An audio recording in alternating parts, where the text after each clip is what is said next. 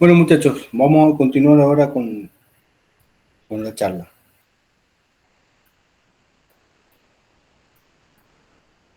Permítanme un segundo, voy a ubicar la nota esa en el diario que les comenté.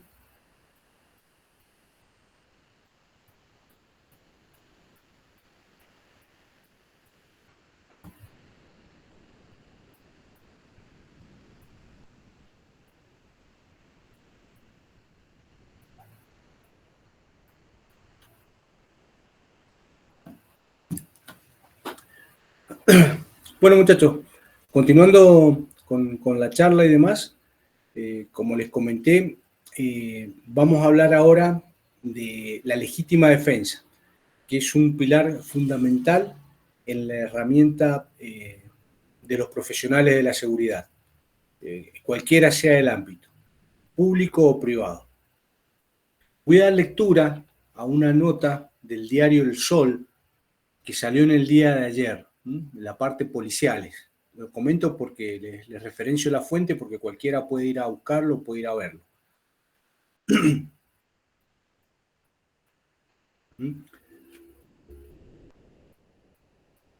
Esto, vuelvo a reiterar, salió en el diario El Sol en el día de ayer, fecha 7 de octubre. La nota es subida a las 5:33 p.m. por el periodista Ezequiel Ferreira. Se las leo porque la vi ayer y no alcancé a que la compartiéramos o incorporarla a los elementos de acá. Voy a leer la nota, vamos a charlar sobre qué es lo que ocurrió y después vamos a empezar a ver el marco legal que ampara este tipo de conductas. Y nosotros, como profesionales de la seguridad, no estamos exentos, tal vez, no digo tener una situación tan extrema, pero a veces tener dudas en cuanto a decidir cómo actuar o cómo dejar de actuar ante determinadas situaciones. Vamos con la lectura de la nota y después vamos a seguir charlando.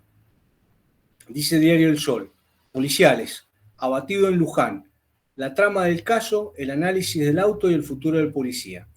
La situación del efectivo que disparó contra el señalado malviviente es complicada. Las preguntas que se hacen los pesquisas y las calificaciones que se analizan. Hay una foto que ilustra la situación. Dice, la investigación por la muerte de Federico Rubén García, 37 años, el presunto ladrón abatido por un policía en Luján, tomó este martes un nuevo rumbo con el análisis de cámaras de seguridad y peritaje clave ordenado por el fiscal de homicidio Gustavo Pirrelo. El miembro de la fuerza con destino en la unidad de procedimiento y abordaje de la niñez y adolescencia, está bajo la lupa. No se descarta que sea imputado por homicidio agravado. Mientras los pesquisas intentan determinar también si actuó dentro de un exceso del uso de la fuerza. La historia es compleja y dramática. Por eso el fiscal Pirrelo iba a tomarse todo el tiempo posible antes de definir la acusación. Comenzó el viernes a las 19:40, cuando el efectivo dejó su Honda Civic estacionado frente al Carrefour Express de calle Sáenz Peña en Luján. En pocos minutos, delincuentes utilizaron un inhibidor de alarmas para abrir el vehículo y se llevaron su arma reglamentaria calibre 9 milímetros, una mochila, documentos y un par de zapatillas Nike Jordan.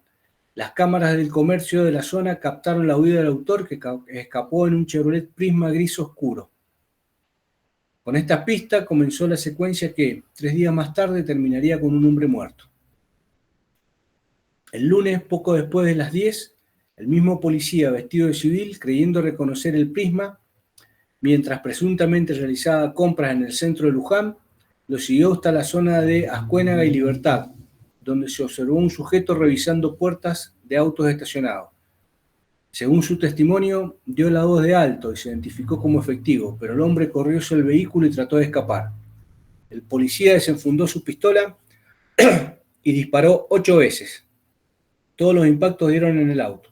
Uno de los proyectiles impactó en la cabeza del conductor, que perdió el control, chocó y volcó unos 70 metros del lugar. El herido fue identificado como Federico Rubén García, un hombre con antecedentes por amenaza, encubrimiento y este tipo de robos, además de haber sido investigado en 2009. Cuando los uniformados llegaron, García estaba inconsciente. Con una herida de bala en el cráneo, fue trasladada al Hospital Central, donde se confirmó su muerte cerebral el lunes por la noche.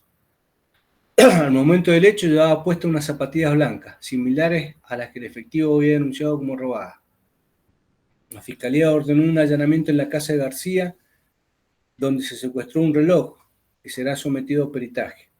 El objetivo principal era hallar el arma reglamentaria sustraído el viernes, aunque la medida arrojó resultado negativo. Justamente el Chevrolet Prisma. Fíjense, por favor, alguien se le activó el micrófono.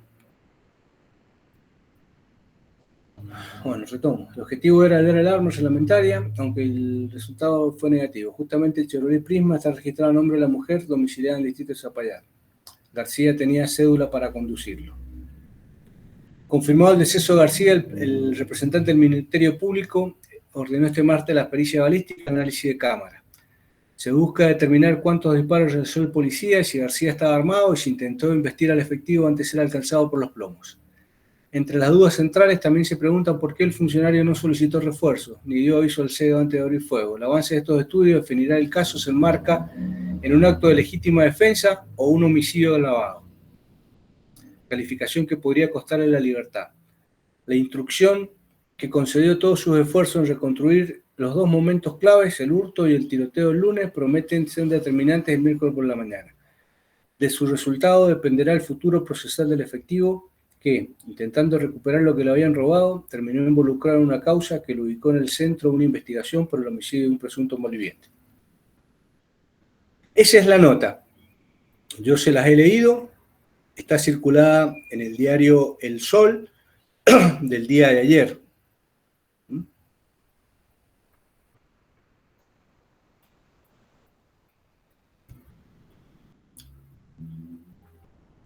Como le dije, la nota es subida por el periodista Ezequiel Ferreira, 7 de octubre a las 5:33 p.m. Yo quería traer este caso a referencia para que pudiéramos charlar sobre el elemento nuevo que vamos a ver en estos próximos minutos, que tienen que ver con la legítima defensa. Primer punto. ¿Qué entienden ustedes que ocurrió en el caso este que acabamos de reseñar? ¿Alguno que pueda participar?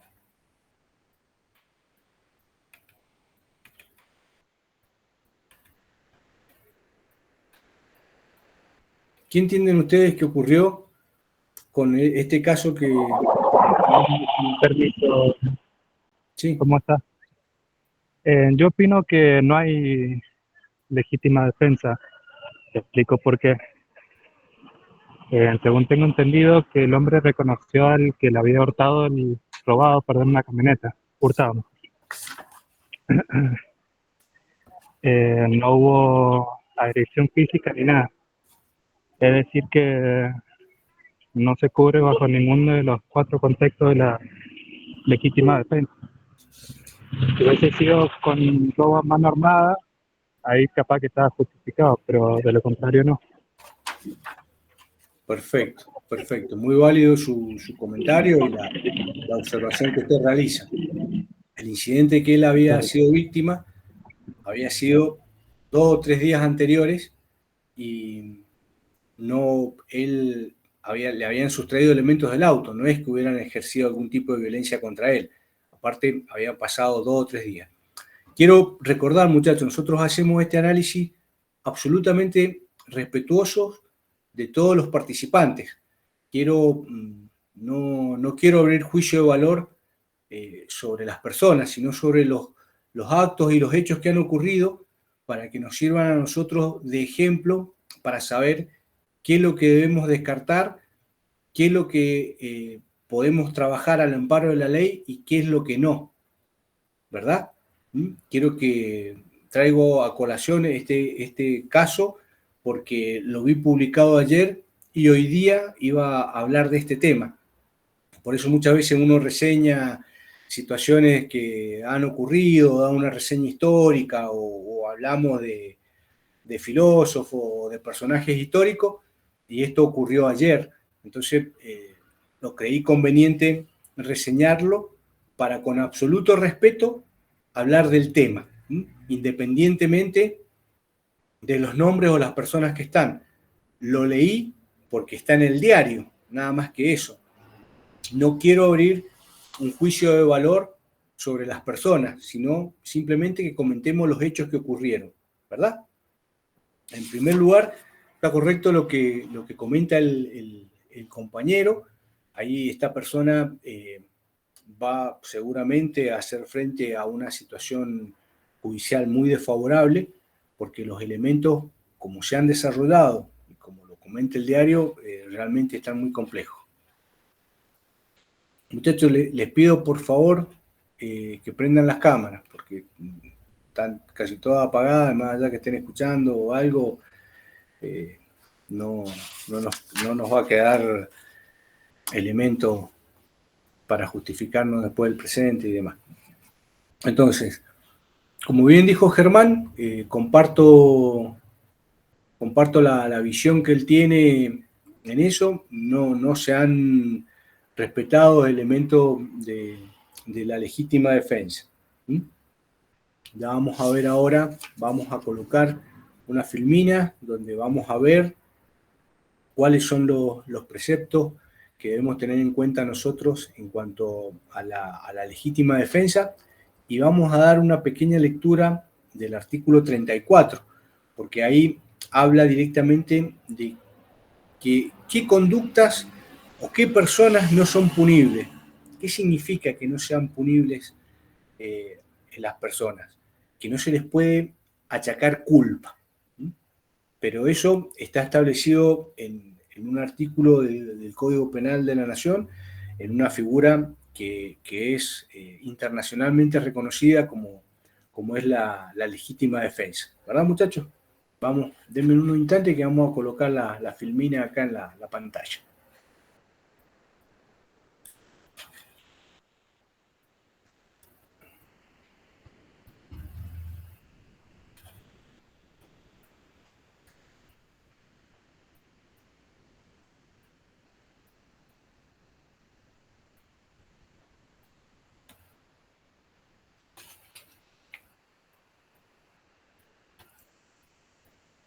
Denme unos instantes.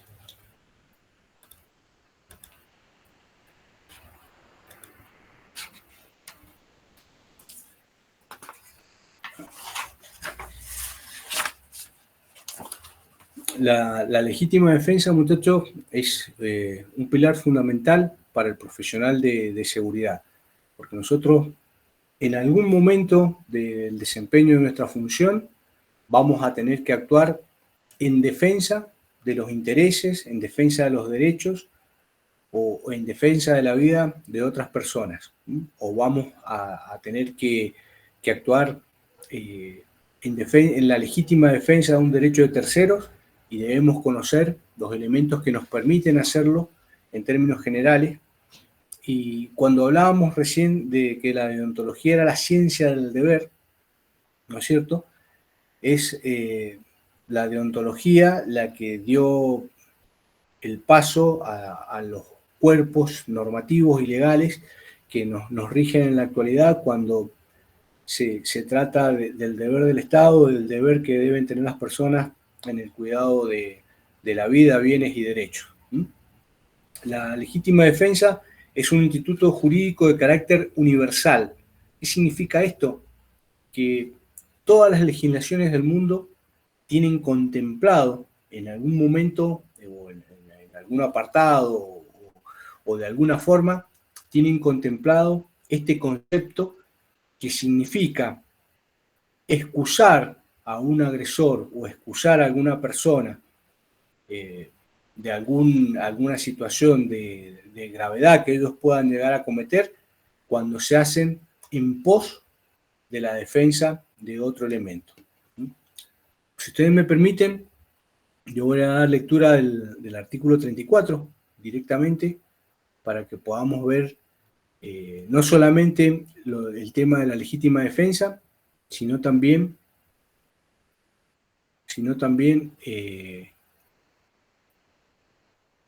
los conceptos generales que toma el artículo y cuándo no son inimputables los elementos. Esto está establecido en un código porque no habla de personas, no habla de capacidades, no dice que el de la seguridad privada tiene más o menos elementos, que el de la seguridad pública, por ser integrante de una fuerza pública, tiene más o menos prerrogativas. Simplemente habla a veces de calidad de personas que, en base al cargo de la función, se ven vistos en la obligación de actuar en defensa, en legítima defensa de otras personas. Fíjense, el título quinto habla de la imputabilidad y aclara el artículo 34. Dice, no son punibles, en el primer inciso, dice, el que no haya podido en el momento del hecho, ya sea por insuficiencia de sus facultades, por alteraciones morbosas de las mismas, o por estado de inconsciencia, error o ignorancia del hecho, no imputables, comprender la criminalidad del acto o dirigir sus acciones. ¿Qué significa esto, muchachos? Muchas veces existen personas que por error o por insuficiencia de las facultades mentales o porque no están legalmente aceptados ellos, esto se da con alienados mentales, con enfermos, con personas a lo mejor con un altísimo grado de eficiencia mental, a lo mejor cometen un hecho que podría hacer a otra persona. A ver, esperen un segundito que hay gente que quiere ingresar al chat. Profe, igualmente en la pantalla no se ve lo que usted está leyendo. No, mire, yo he hecho una filmina con algunos temas más específicos y yo les estoy leyendo el artículo 34 directamente de otro que tengo acá. Ok. Ya cuando veamos la legítima defensa, son 3 pilares que nosotros tenemos que tener en cuenta, que es la proporcionalidad en el medio empleado, la agresión insuficiente, ¿no es cierto? Y otro elemento, eso lo vamos a traer, eso sí está en la filmina. Lo que estoy leyéndole ahora son algunos preceptos, algunos conceptos que toma ese artículo y que están antes, como a efectos de ilustrarlo y poner otro tipo de situación.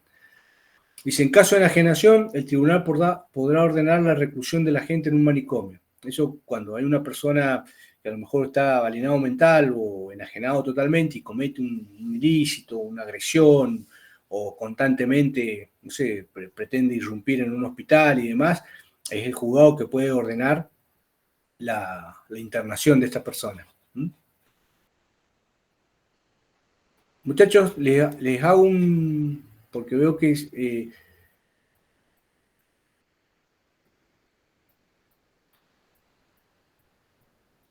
¿alguien más falta de incorporar al chat de presente? ¿Alguien más no se ha dado presente para que lo agreguemos y lo anexemos ahora? Sí, profe, yo recién acabo de entrar porque estaba haciendo unas cosas y en la segunda tanda recién me acabo de dar el presente. Bien. ¿Alguien más, por favor? He visto que Daniel Espinosa también se agrega. Los voy a agregar, así yo ya cierro el presente y ya finalizamos con esta temática. Denme un segundito, por favor.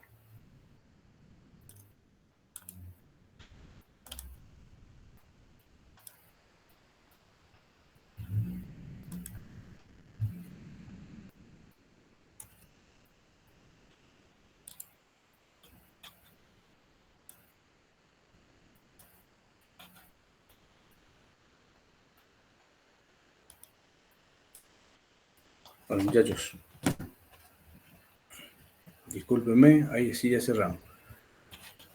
Perdón, pero veía que había gente que estaba escribiendo en el chat y no sabía eso. Vuelvo a retirar, muchachos, el tema del ejemplo del policía lo hago con absoluto respeto, sin tener conocimiento de cómo fueron los hechos, simplemente por lo que hace la descripción el periodista, y lo hago con muy respetuoso y simplemente con fines didácticos, porque después enseguida cuando analicemos los preceptos de la legítima defensa vamos a poder opinar si desde nuestros criterios se cumplieron o no si hubo una agresión ilegítima, si hubo falta de provocación suficiente, si no hubo otro elemento como para abordar ese tipo de incidente, ¿verdad? Vuelvo a reiterar, lo traje únicamente como una cuestión pedagógica, como un ejercicio pedagógico para ver un hecho, independientemente de los nombres de los protagonistas, a los cuales he leído porque les dije, les referencié el diario, les referencié el periodista y el horario hasta que había sido subida la nota. Lo hago únicamente con fines pedagógicos, con absoluto respeto de los participantes y simplemente para analizar un hecho que en la temática de seguridad a veces es recurrente y nosotros debemos entender cuáles son nuestros alcances y limitaciones.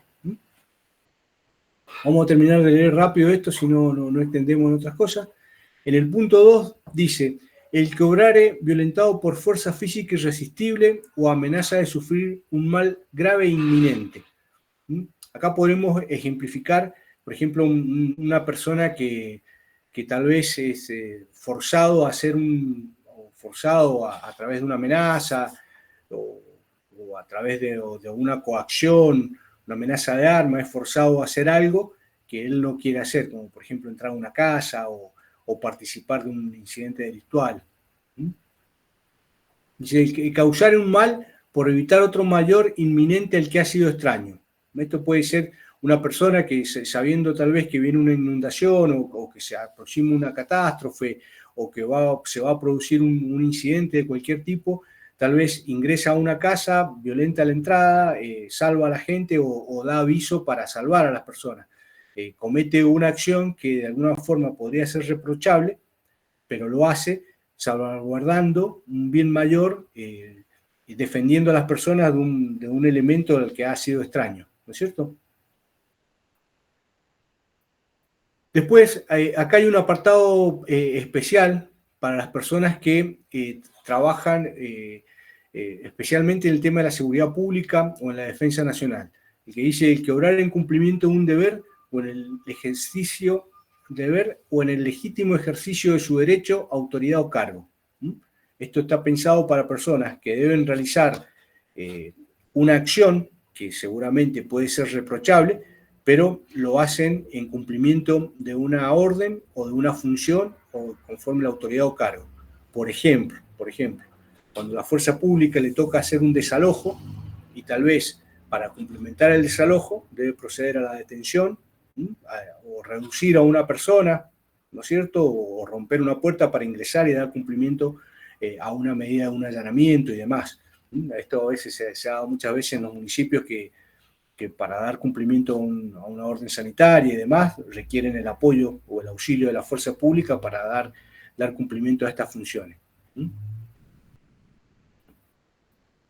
El que obrar en virtud de obediencia de vida, esto es aquel que da cumplimiento a una orden debidamente emanada por la autoridad competente y en ejercicio de las funciones. Por ejemplo, se va a realizar un allanamiento y el jefe del operativo da o dispone una serie de medidas, hace una serie de cosas, y la persona, dando cuenta de esa orden operativa, tal vez cometa una infracción que de otra forma podría ser reprochable, pero al encontrarse inmerso en esa virtud de obediencia de vida, no tiene efecto su acción.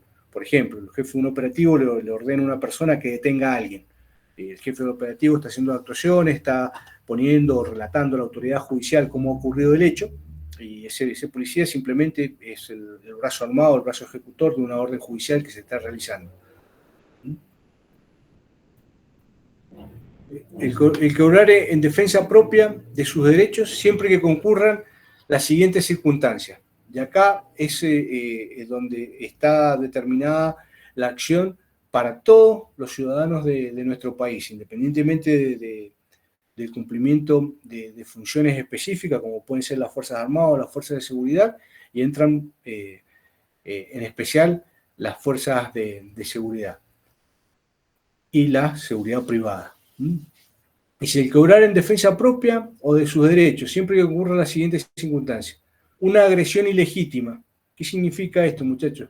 Que es una agresión contraria al derecho. que estamos siendo víctimas de un ilícito contra la propiedad, de un ilícito contra la salud, contra las personas, contra el honor, ¿verdad?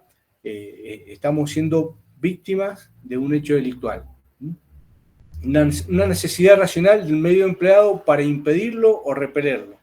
En el caso que nosotros vimos recién, pudimos analizar cómo un funcionario policial utilizaba un arma de fuego sin que del otro lado existiese una agresión o una situación que lo pusiera a él en peligro. Podemos detallar cómo, siempre de acuerdo a la información que publica el diario, este efectivo realizó 8 disparos, pero del otro lado no se encontró un arma o no se encontró un elemento de agresión proporcional a lo que él utilizaba. Si falta de provocación suficiente por parte del que se defiende.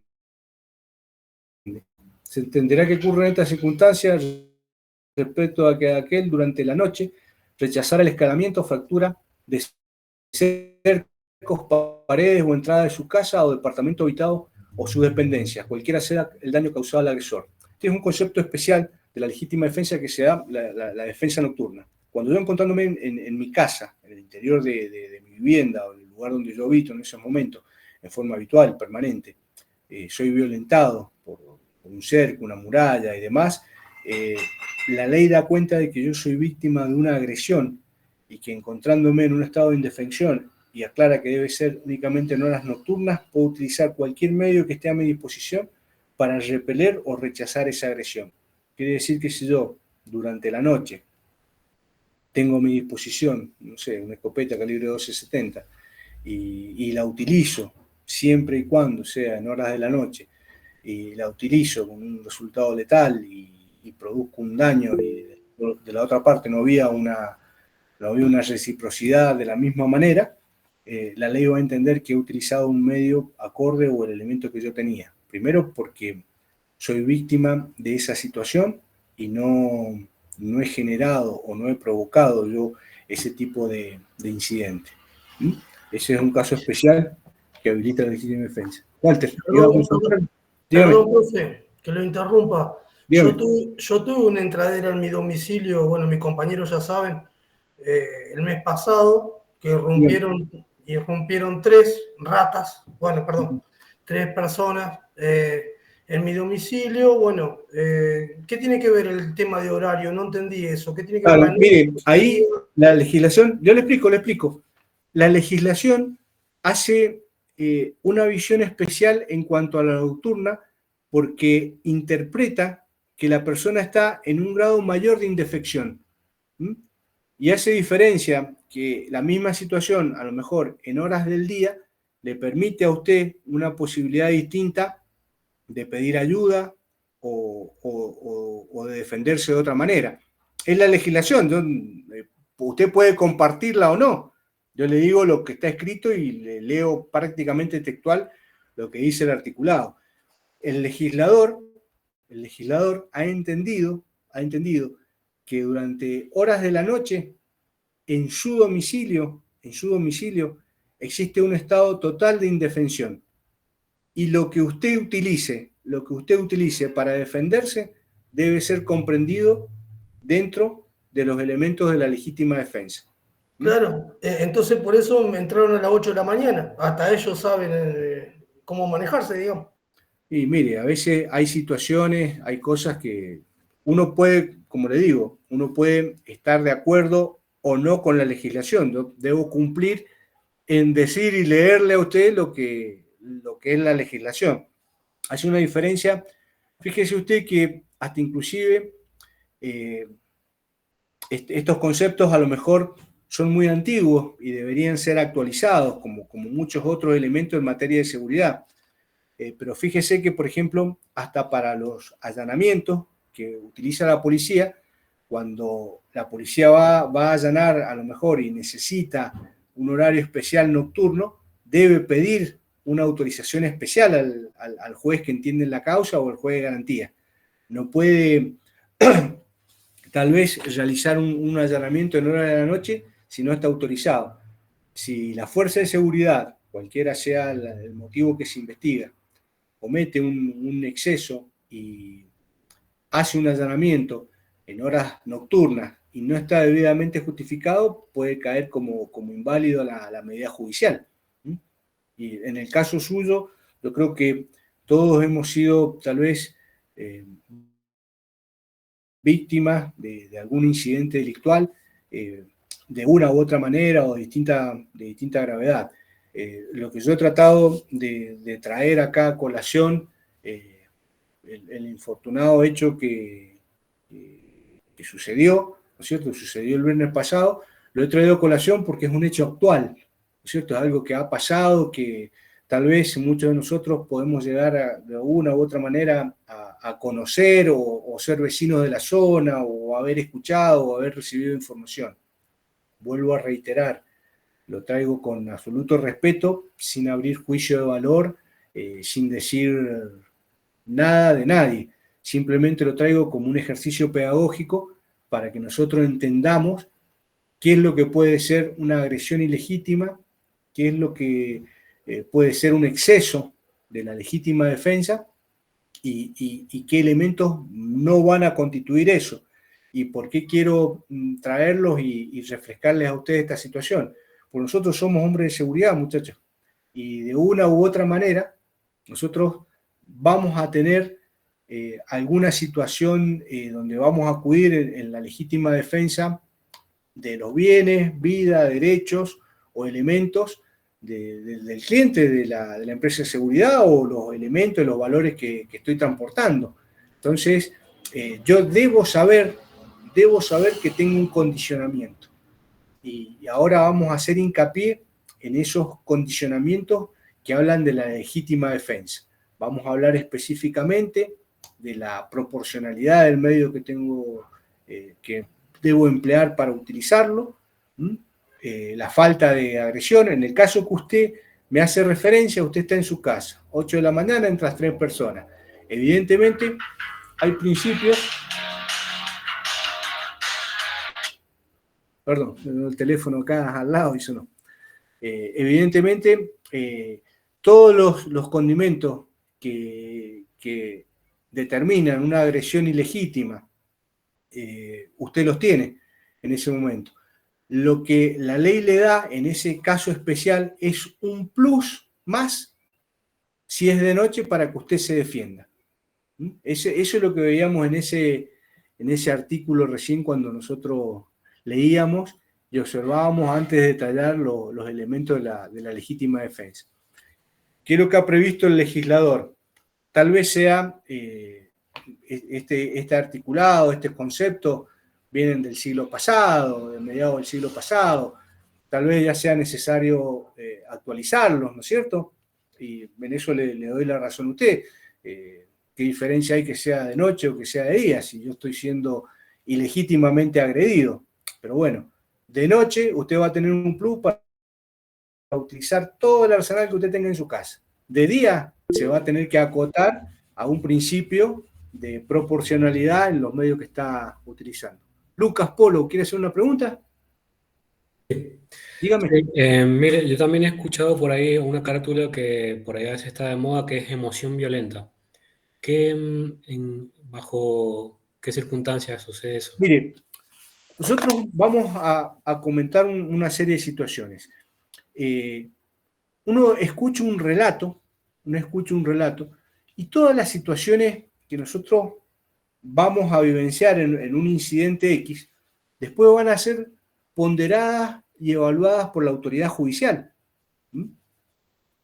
En el caso de la emoción violenta, que creo que usted me hace referencia, y puede ser un estado de shock, un estado de alteración que le permita a la persona no comprender lo que realmente hace.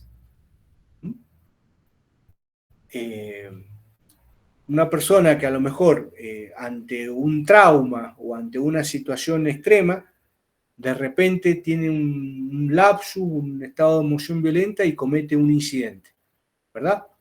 Pero ese lapsus, ese estado de emoción violenta, va a ser evaluado luego y ponderado por profesionales de la salud mental. O sea, uno no puede tal vez pretender yo mismo alegar, no, tuve un estado de emoción violenta y por eso agarré la llave cruz y le pegué en la cabeza a este tipo. ¿Me entienden?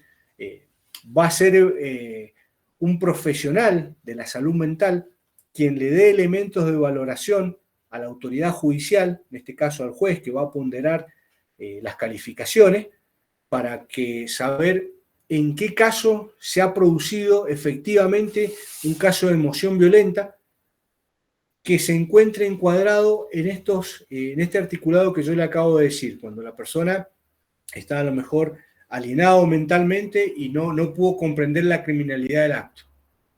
¿No es cierto?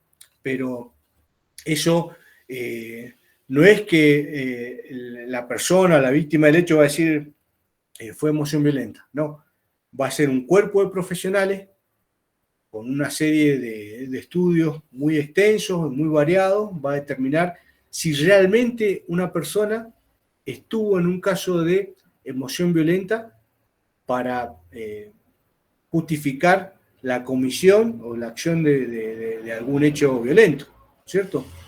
Puede darse el caso, por ejemplo, un padre que de repente ve que en un accidente de tránsito sus hijos han fallecido y de repente toma una acción violenta contra el conductor del otro vehículo a quien no conoce, no ha entendido y comete otro hecho de sangre a lo mejor más complejo. Estamos hablando en el terreno de las hipótesis y colocando diferentes escenarios, ¿verdad? Entonces, será la autoridad judicial la que evalúe todos esos elementos para ver qué elementos realmente constituyen una emoción violenta y si esta persona que ha accionado está inmerso en estos primeros incisos del artículo 34 del Código Penal. Pero esa emoción violenta es previo a un estudio de profesionales de la salud que van a indicar los pasos a seguir, cuáles son los antecedentes de salud mental de la persona, qué tipo de elementos tiene, cuál ha sido el detonante del incidente. No cualquier persona, por un hecho violento que sufra o por una situación de sentirse violentado, defraudado, de cualquier manera, puede invocar un estado de emoción violenta para tomar justicia por mano propia.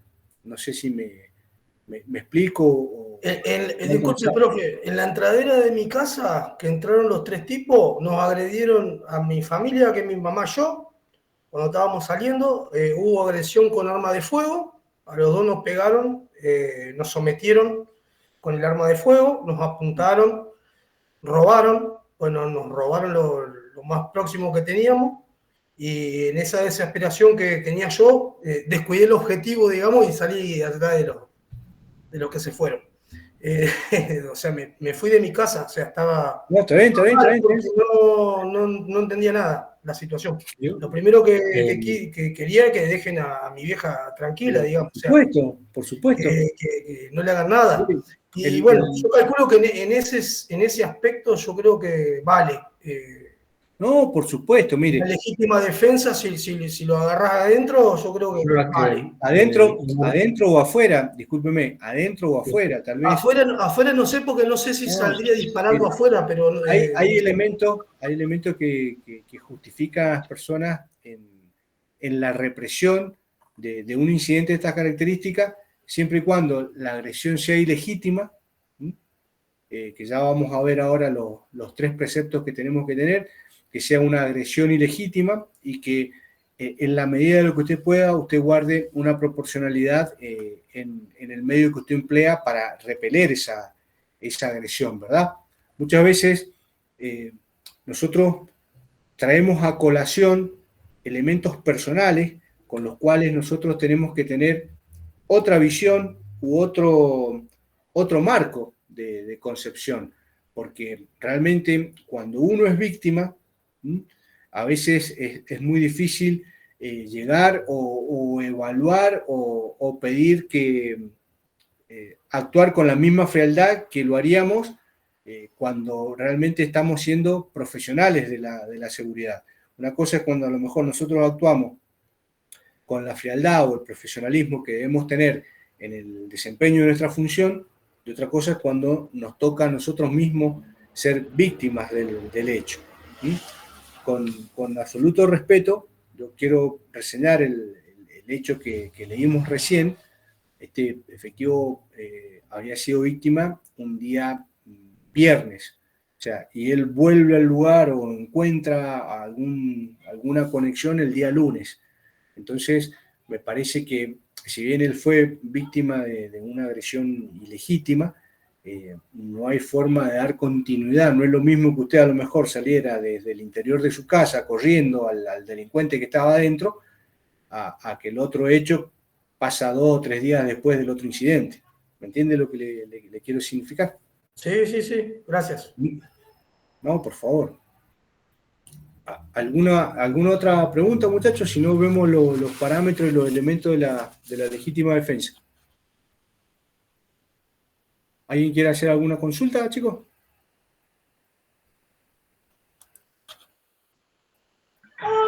Profe, disculpe que lo moleste, quería avisar No. que a Cristian Raco se le apagó el celular. Bueno, mire, no hay problema, no se haga drama. Ya está dado el presente, después coordinen entre ustedes ¿Listo? cualquier tipo de apoyo o de palabra.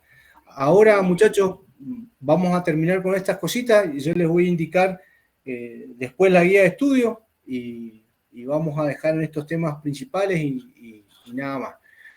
Como les comentaba recién, leímos en el artículo 36 los elementos que no son punibles. Está mal puesto acá en la lista el articulado.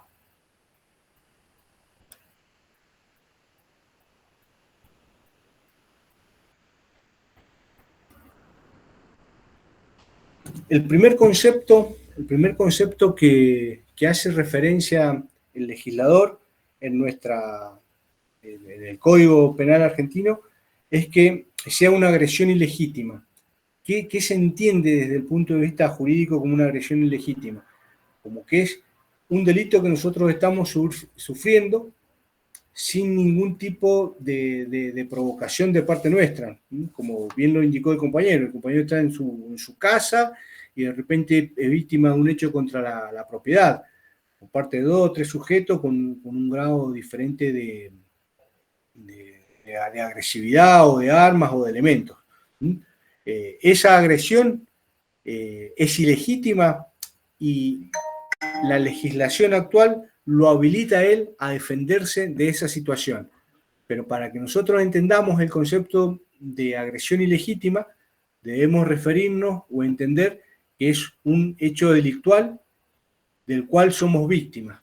Puede ser un delito contra la propiedad, un delito contra las personas, contra el honor, cualquier tipo de incidente que nos ponga a nosotros bajo la lupa de alguna agresión a la cual somos totalmente ajenos. El otro concepto, muchachos, es la necesidad racional del medio empleado que nosotros utilizamos para repelerla o para anular la agresión. ¿Y qué significa esta necesidad racional del medio empleado? Que si del otro lado a mí me están agrediendo, y vamos a colocar un ejemplo coloquial, ¿no es cierto?, a mano limpia, y yo, si utilizo otro tipo de armamento, otro tipo de elemento, utilizo un arma de fuego, tal vez estoy haciendo un exceso de la legítima defensa. Y digo tal vez porque todas las acciones van a ser evaluadas y ponderadas por una autoridad judicial. Vamos a colocar un ejemplo. Vamos a colocar un ejemplo que es al solo efecto didáctico, ¿no es cierto? Vamos a colocar un ejemplo. Una persona tal vez de 1,90 m, de 120 kilos, de repente por una alteración mental, por una cuestión que es ajena, pretende agredir a una mujer embarazada que pesa 55 kilos y que se ve en total desventaja. De repente la mujer cuenta entre sus prendas con un arma de fuego y la agresión de esta persona tan grande objetivamente le representa a la señora la muerte. Y la señora se defiende con lo inmediato que tiene con esa arma de fuego. Si bien no ha existido una proporcionalidad o una racionalidad entre un medio y el otro, es proporcional en cuanto a los efectos que podía tener la agresión de esta persona con un gran desarrollo físico, ¿verdad?, a otra persona que tal vez es físicamente muy inferior, con el condicionante que esta persona también quiere proteger la vida de su hijo por nacer. ¿Me entienden? Todos estos escenarios, muchachos, siempre van a ser evaluados por una autoridad judicial. En términos generales, ¿qué significa este apartado o qué ha pretendido el legislador al colocar esta instrucción? Y que no utilicemos para defendernos algún elemento o alguna herramienta de proporción mayor a la agresión que estamos recibiendo. Por ejemplo, nosotros tal vez podemos recibir una agresión verbal y tal vez contestarla tal vez con un golpe de mano, pero no con una agresión verbal no vamos a tener un justificativo de utilizar tal vez un arma blanca, un arma de puño o un elemento contundente. ¿Se entiende el concepto que quiero reseñar? ¿Entendemos ese concepto? Perfecto. Bien. Yo al profe Darío de Derecho Penal Sí. le consultaba sobre la manopla, esa manopla que es de metal, que es para pegar, si era legal o no. Él me decía que sí y no, pero que en realidad no. Si usted me permite, Sí, yo sí.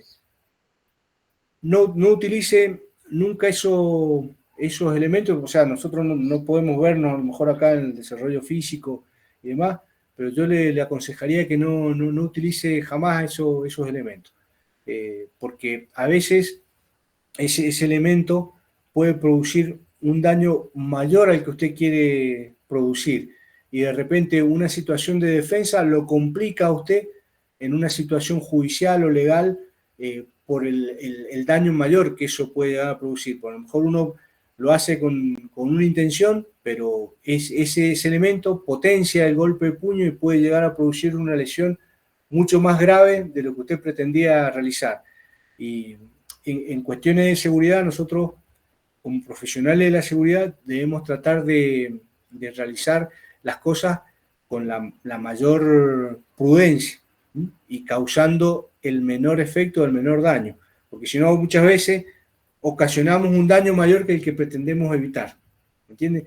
Todos esos elementos que a veces se ven, el bastón que se extiende y tiene una bolilla metálica, Sí.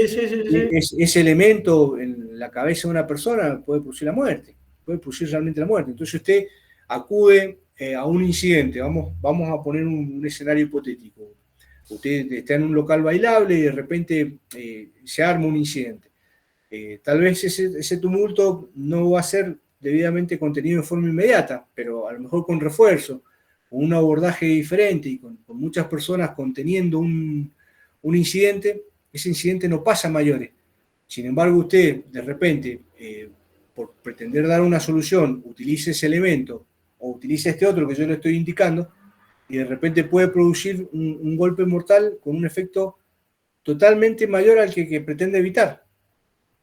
Y de repente después tiene que salir a tener responsabilidades de diferentes tipos por un incidente. Vuelvo a reiterar, ¿no? A veces no se puede calcular el daño que uno puede hacer con esos elementos. Yo en mis años en la fuerza policial, yo intenté nunca utilizarlos y tratar siempre de usar elementos que podían causar un daño mucho menor. Muchas veces es preferible replegarse, esperar a que llegue gente y abordar una situación con mayor número, ¿no es cierto?, de compañeros, de gente que nos pueda prestar un apoyo, que pretender cortar una situación que me va a enfocar totalmente en una situación de cuerpo a cuerpo y con un elemento de esto que puede realmente ocasionar otro daño. Porque nosotros hablamos acá totalmente tranquilo, hay que estar en el lugar cuando uno ya recibe un golpe, cuando ya en un incidente hipotético, así que decimos, a la salida de un incidente, a la salida del boliche, hay gente que a lo mejor está tomada de más, está drogada de más, o hay una lesión o una agresión injustificada hacia nosotros. Sí, Eso, sí, sí, sí. Gracias, profe. yo le Clarísimo. aconsejo no los utilice, no use nunca esas cosas. Muchachos, vemos el último concepto que tiene que ver con la falta de provocación suficiente, que eso tiene que ver con que yo soy ajeno totalmente a la situación o al incidente que de repente me viene a buscar o que me veo involucrado, me veo inmerso en ese tipo de situaciones. Es una cuestión que yo no provoqué, que estoy ajeno y que por distintas circunstancias recibo esa provocación o esa agresión ilegítima e insuficiente. Bueno, con eso, la verdad que esto da para mucho, da para muchos abordajes de distintos profesores y demás. Yo creo que el profesional de seguridad, tanto pública como privada, debe prepararse para hacer frente a situaciones y generalmente tratar de evitar un incidente mayor que el que va a intervenir. Si yo voy a intervenir, supónganse, en una pelea de pareja y tengo que tratar de que mi intervención no cree un problema mayor todavía. Si yo voy a realizar una actividad de prevención para evitar la sustracción de elementos y demás, y debo evitar que con mi accionar produzca un daño mayor que el que pretendo evitar con la sustracción de esos elementos y demás. Muchachos, ¿alguno tiene alguna duda, una consulta?